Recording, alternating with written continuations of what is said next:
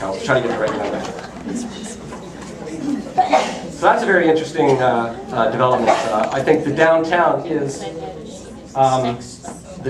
is where indies thrive in Waterloo. There's niche restaurants there. They're fighting in a very tough market, but they've found that if you build it and build it real, people will come. When you build restaurants that are real and that are truthful to that people will come. They've tested the waters. They know what works and what doesn't, and they're giving value and they're giving real food to their customers. All these restaurants, every single one of them is trying to use some kind of local products. They can't do it across the board, but they do a good portion of it, and they're really trying to give what people want. I also want to point out, I just tack it on here, that the Uptown Farmers Market starts June 7th in the little piazza of the square, at Waterloo Square downtown. So that's a little farmers market. There's about 7 or 8 vendors that show up there on Thursday starting at 3 o'clock. The thing that I like about it is it's not a morning market, it's in the afternoon. So after work, you can go by, it's open until 7 o'clock. You can pick up something on your way home, and you got some fresh produce to bring home and cook. So that takes care of Uptown Waterloo. Now I'm going to ask you to jump aboard the Ion LRT, our new and we're wow. We're in Kitchener now, and we've headed south down into Kitchener. K-Town, as I call it, is in ascendance. It's on its way up. There's a lot of great things that are happening in downtown Kitchener. It gets slagged a little bit. A little rougher, a little grittier maybe, but we have to give a lot of credit to the social services that they provide there. The Working Center is one of them.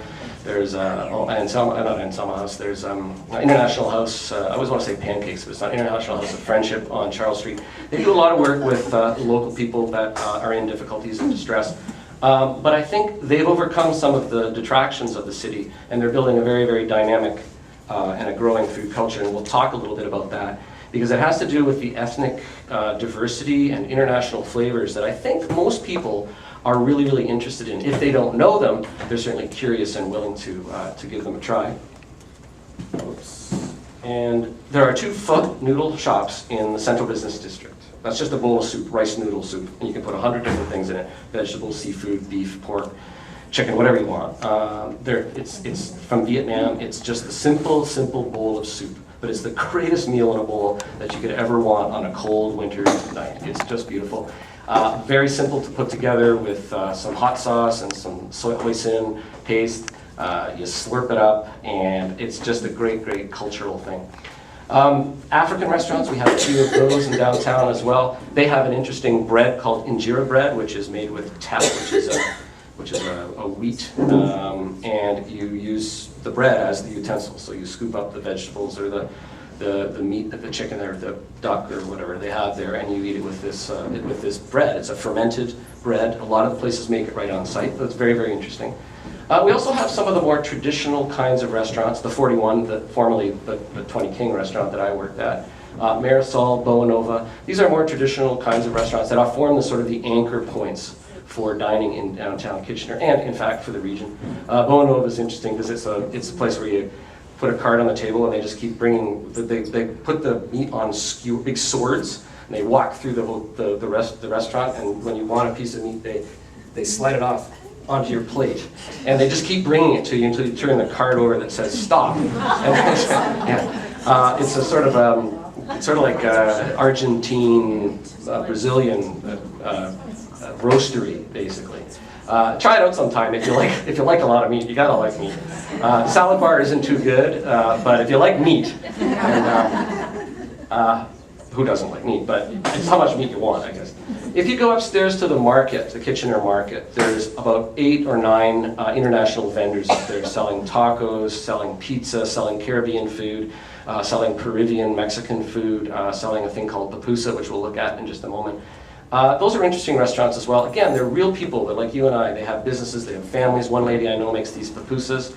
She drives a bus for the city of Kitchener part-time, and this is the other part-time, the way she makes a living. So to me, these are the heart and soul of a food culture. They're the people that are not sort of involved with chains and just going through sort of as a job. This is their lives. They're sharing their cultures with us. And I think that's a bit of a gift that they're giving us, and we're lucky to have them. Elvis Ellison, of course, and his Caribbean food on Charles Street, Ellison's Bistro. He's a French-trained chef, and he's from the islands, and so what he does is he combines French techniques with a lot of Caribbean flavors and techniques, and he's just a really colorful, funny character that has worked his behind off to stay in downtown Kitchener. I give him full credit for that as well. He's been there for, I don't know, 25 years. He used to be at the little white buildings. Remember the little white buildings market? Yeah, he used to have a restaurant in there. He's never left downtown, and God love him for it. Cafe Pyrus is a little coffee shop. It's very eclectic and quirky, and it's like everyone's grandmother here donated a piece of furniture to the restaurant. It's really weird, but they have some good coffee, and it's a vegetarian restaurant as well. So if you're a vegetarian, or you want to see what's the possibility that with tofu or tempeh or some other a vegetarian product, a good place to learn about it. We also have a huge coffee culture in downtown Kitchener. In the BIA alone, I think there's like 18 or 20 coffee shops in that area alone. This is in the central business district. Different kinds of coffee shop, from Matter of Taste to Coffee Culture to Little Bean. Some great coffee culture in Kitchener. This is a pupusa. It's a corn dough pancake, basically. It might be stuffed with cheese, might be stuffed with beans, might be stuffed with meat or vegetables. They serve it with a little hot sauce, and that's like kind of like a coleslaw on top. It's called crotito, and it's cabbage, a little bit of carrot, a few hot pepper flakes. And this is per El Salvadoran street food. This is what they eat in El Salvador, and I think we've got 5 of those in downtown Kitchener, if you can believe it.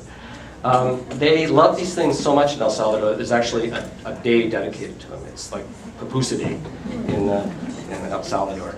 And that's, I think, makes us the pupusa capital of southwestern Ontario. Korea is often in the news for all the wrong reasons, as we know. This is bibimbap. It's a mixed rice bowl. The simplest thing you could ever imagine next to the pho soup. This is just rice in the bottom and then carrots, some meat, some mushrooms, daikon, cucumber, and a fried egg on top. And then you put a little bit of this sort of Swedish, kind of hottish, not from Sweden, sweetish kind of hot sauce. Mix it all up, and it's a bowl of just absolute wonder. What happens is that bowl is made of granite, and they put the bowl in the oven, and it gets super hot. They put the rice in there, and as soon as they put the rice in there, there's this searing, popping noise. They put all the other toppings on. By the time it gets out to your table, you eat it really slowly as you mix it, because on the bottom, there's a crust of this golden, candy-like rice that forms.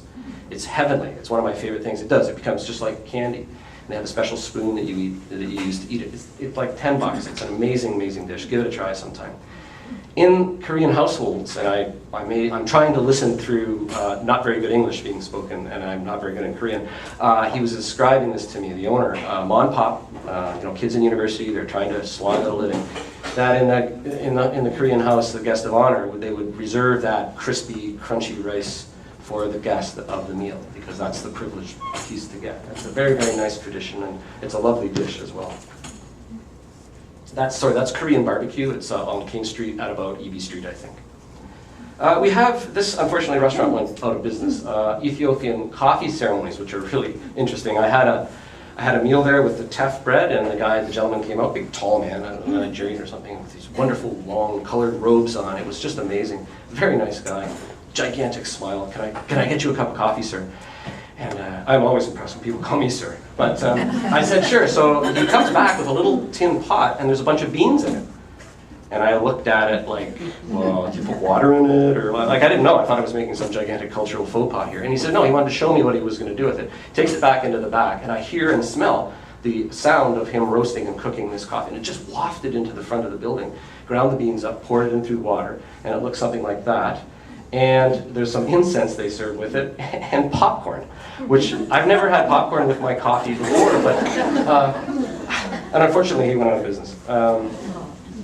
Yeah, so that's what we have in downtown Kitchener. Now, Elaine made reference to the Duke food block a few years ago in my smart-ass kind of way. I called that little block that Elaine described the DFB, or the Duke food block, and it sort of caught on, and people are using it now. And I'm quite happy to let people use it without the TM beside it or copyright. This is an amazing story for me. This to me shows how popular culture can grow, food culture can grow with a public like you, like us, that is willing to accept and bring these new businesses into the fold. And they've done an amazing thing with that sort of down at heels part of downtown Kitchener. There's 6 restaurants in this block. There's only 8 buildings. It's between Queen and, it's between Queen and Frederick. Amazing restaurants. There's a wood-fired pizza guy making his own doughs there and firing them in a wood-burning oven. There's falafel. There's real burritos and Mexican-style food. There's a little Chinese restaurant, and this woman in this Chinese restaurant is the most wonderful woman I've ever met. She welcomes you into her restaurant like you're coming into your into a relative's home. She come in. Yeah, she's just wonderful, and she's doing her best. If you ever go there, get the duck. The crispy duck is really, really good. There's also a vegetarian restaurant there, the Cafe Muse, Duke Street Muse. Yeah.